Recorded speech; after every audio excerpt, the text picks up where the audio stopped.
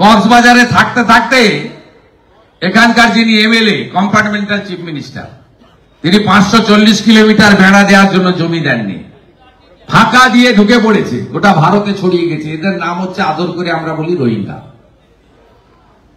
এদের নাম থাকবে না, এরা ভারতীয় নয়। আর বাংলাদেশ থেকে দু রকম লোক এসেছে। এক দলের নাম হলো শরণার্থী হিন্দু, ধর্ম বাঁচানোর জন্য এক কাপড়ে চলে এসছে, তাদের নাম থাকবে, তাদের সিএতে অ্যাপ্লাই করতে হবে। নরেন্দ্র মোদীজির ঘোষণা, আফগানিস্তান, পাকিস্তান, বাংলাদেশ থেকে ধর্মীয় কারণে হিন্দু, শিখ, খ্রিস্টান, জৈন, পার্সি, বুদ্ধিস্ট এদেরকে আমরা ভারত নাগরিকত্ব দেব। আর কাদের নাম থাকবে না?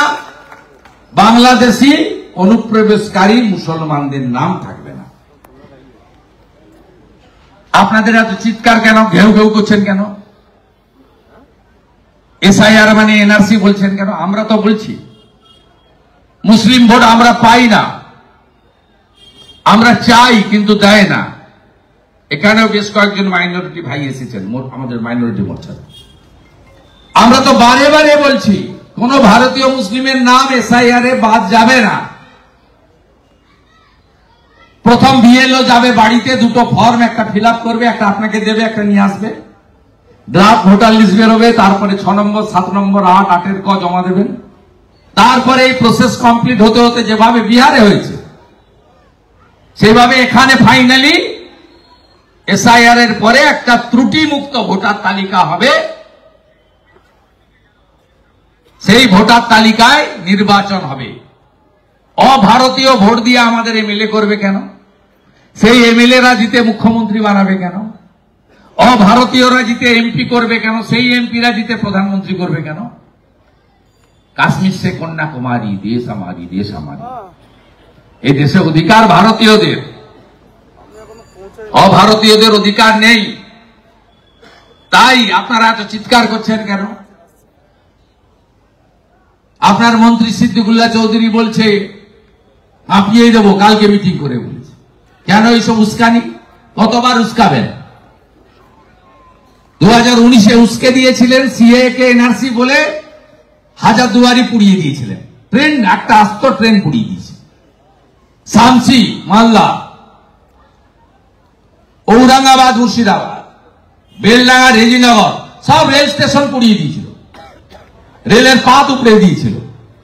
নবান্নর কাছে সাঁতরাগাছিতে 37টা বাস একসঙ্গে আগুন লাগিয়েছিল, 22টা সরকারি বাস। উলবেড়িয়াতে করমন্ডল এক্সপ্রেস পেশেন্ট নিয়ে আসে, হিন্দু মুসলিম সবাই থাকে, গোটা পাথর মেলে পেশেন্ট পার্টিকে আহত করে দিয়েছিল ট্রেনে। এজন্য দায়ী মমতা ব্যানার্জি। তখন বলেছিল সিএএ মানে এনআরসি, সব মুসলমানকে ডিটেনশন ক্যাম্পে যাবে। একজনও গেছে? সিএএ চালু হয়ে গেছে।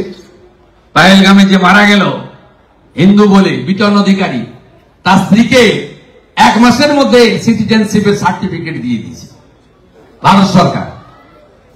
কার ক্ষতি হয়েছে? কোন মুসলমানের ক্ষতি হয়েছে? এর পাল্লায় কেন পড়ছেন আপনারা? ঠিক একইভাবে এসআইআর কে এনআরসি বলে ভোট ব্যাংকের পলিটিক্স করছে, আবার তাঁতাচ্ছে। তাঁতান, আমরা তো মজা দেখছি। ভোটার লিস্ট না হলে ভোট হইব না, ভোট না হইলে সরকার হইব না, সরকার না হইলে 5ই মে 2026 রাষ্ট্রপতি শাসন হইয়া যাইব। কাউকে ডাক চিৎকার করতে হবে না। অতএব এ গলায় আটকে গেছে, না গিলতে পারছে না বের করতে। ভোটার লিস্ট করতে হবে, ভোট হবে না, রেজার নাম্বার, অটোমেটিক রাষ্ট্রপতি শাসন। আর এসআইআর করলে ভূত সব ভেঙে যাবে।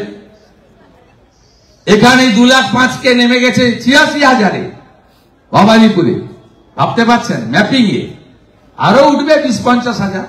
আমরা তো ভারতীয়দের নাম তুলব, আইন আছে তো, ভারতীয়রা যে কোনো এক জায়গায় নাম থাকবে, আমরা তো তুলব। এখানে যারা আছেন বাঙালি সবকে তুলব।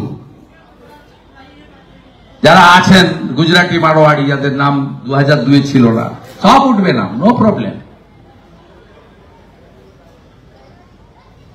মাটনা মত, কাটনা মত, ঝুঁকনা মত, ঝুঁকনা মত। হারাবই, হারাবই, হারাবই। শুধু সহযোগিতা করুন, কথা শুনুন, বাকিটা বুঝে নেব। মিথ্যা মামলা দিলে বেল করানোর দায়িত্ব আমাদের। মাথা নিচু করবেন না। রাকেশ ভাইকে জেলে নিয়ে গেছে, বাচ্চাটাকে জেলে নিয়ে গেছে। এই বাচ্চা গেছিল কংগ্রেস অফিসে, করতে দেন না তো ভয়ের কি আছে? তাড়াতে গেলে করতে হবে। আক্রান্ত হলে পাশে দাঁড়াবো, পরিবারের দায়িত্ব নেব। ব্যবসা বন্ধ করলে ব্যবসা করে দেব। 20টা স্টেটে বিজেপি আছে, আপনাকে ভুবনেশ্বরে নিয়ে গিয়ে ব্যবসা করিয়ে দেব, গৌহাটিতে নিয়ে গিয়ে ব্যবসা করিয়ে দেব, আগরতলা নিয়ে গিয়ে ব্যবসা করিয়ে দেব। কাজ কাটিয়ে নেবে, কাজ কাটিয়ে নিক। এখানে তো 6,000-8,000 টাকার বেশি কাজ পাওয়া যায় না। বিজেপি করতে গিয়ে যদি কারো কাজ কাটিয়ে না, আমার কাছে আসবেন, হরিয়ানা নিয়ে যাব।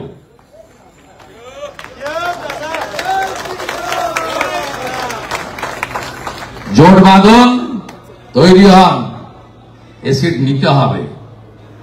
দেওয়ালি গেছে, ছট শুরু হয়ে গেছে।